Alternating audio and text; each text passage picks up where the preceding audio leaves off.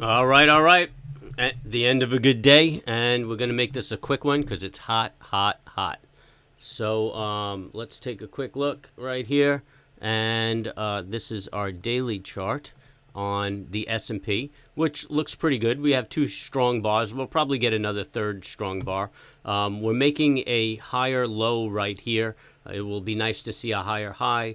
If we make a lower high, then we could be entering consolidation, or could be a downtrend. We would have to watch for a break below this low, which could be quite frightening. But this is a nice strong bar, and hopefully we get another to carry on and test this high. On the 60, this is the SPX, by the way, as was the last chart. On the 60, bullish momentum, bullish move. Everything looks bullish, but I'm going to say neutral to bullish on SPX. We look at the composite, and pretty much all of the indices look exactly the same. We could have the same argument. So for all of the indices, here's the Dow right here. We're going to say that we are neutral to bullish on the markets. We could very well get another push up tomorrow and test that high. The high is not very far on all of the indices. So that's it in a nutshell. Looking at bonds, TBT, this is the inverse because I'm looking at bond shorts right here. So we're in a downtrend, which means bond prices are moving up, which means yields are coming down, which is good for earnings for next quarter. Obviously, this quarter is in and people are making announcements. So until something changes here, we are looking at a divergence right here. So again, this is a short. So if this is going to move up, then bonds will begin to move down and interest rates will begin to move up. So this divergence is kind of interesting. It's going to have to break 1865, and I'm looking at TLT. But if it does, then bond prices are going to start moving up and interest rates are going to start or bond prices are going to start moving down and interest rates are going to start moving up. Really confusing when we're looking at the inverse. Just quickly, we'll take a peek at the 60s, and the 60s are looking very bullish, although this is rolling over a little bit, so it could be getting bearish, but it'll probably fill this gap and continue its march up, which means that bonds will begin to start moving down. And a quick look at Bitcoin. And Bitcoin's just falling apart, man.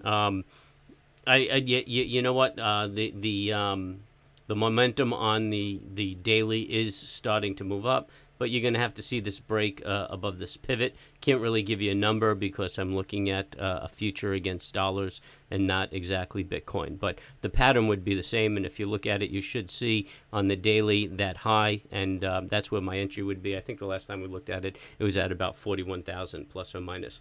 The 60-minute is looking very bullish. So we would go bullish to neutral on this one. And bullish breaking this pivot high on the daily. And TBT, NVIDIA. Looks just like the indices, really. You're rolling around on the daily right here. This is a strong bar up. Really, it doesn't get positive until it starts breaking these pivot highs, or at least comes in and puts in a higher low. Turns around, starts going up.